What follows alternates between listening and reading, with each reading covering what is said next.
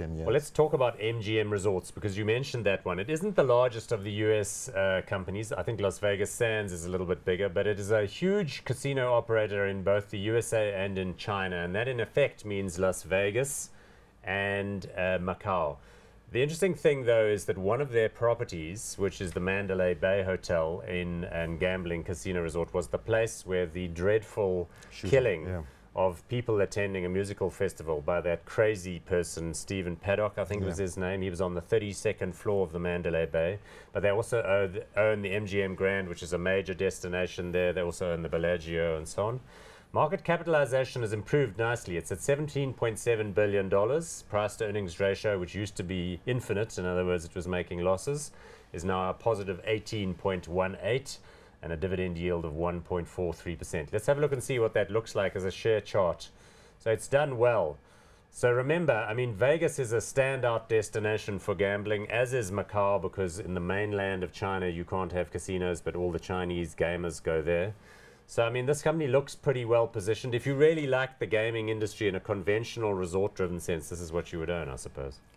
Yeah, absolutely. I mean, you know, it's very well positioned given where the U.S. economy is right now. I mean, we know that unemployment is at historic lows. We're beginning to see wage increases now for the first time in almost 10 years coming through the U.S. And one of the beneficiaries of that is definitely going to be entertainment companies, especially casino companies. So I think when you look at the numbers, the PE ratio looks quite high, dividend yield quite low, but I think they're very well positioned for the growth that we expect to see in the U.S.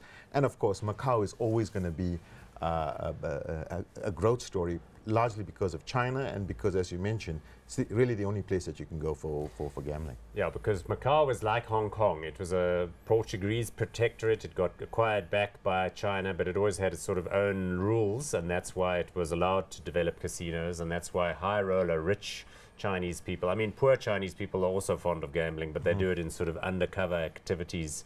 It's not allowed. The ones that have money go to Macau because they go for a gambling holiday, and then there are all the luxury goods stores down there, which they love as well. Yeah, the Chinese tourist theme, if I can call it that. I mean, you know, for people that travel a lot, you'll find there's lots more mainland Chinese people that are now traveling, especially to places like Las Vegas, the US, Europe. That's a good point. When I was in Vegas about 2 years ago, full of Chinese people. Yeah, and you know, gambling is one way to entertain yourself. So I think that it also plays to the Chinese tourist theme that is, you know, massive. For example, Richmond was a huge beneficiary of this 2 or 3 years ago, and still is. Yeah.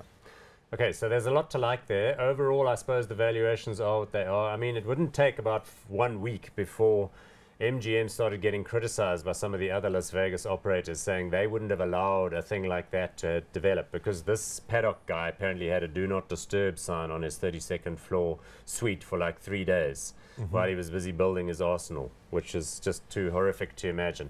But I don't know. I mean, I can't imagine. Do you think it's going to have a lasting impact? It's only one of their properties. Listen, you know, you could argue during September 11 that, you know, airport security wasn't tight enough. Yeah. There'll obviously be a reaction from casino operators, not just in Las Vegas, but, you know, all over the world, and address issues like that, you know, suspicious activity of guests, for example.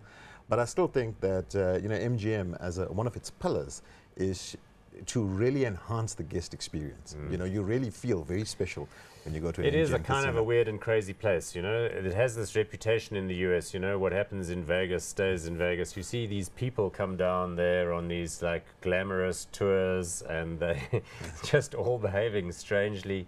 But it has a high margin. All the restaurants do well, the casinos do well. Anyway, going hot or not on MGM? I'm going to go hot on this one.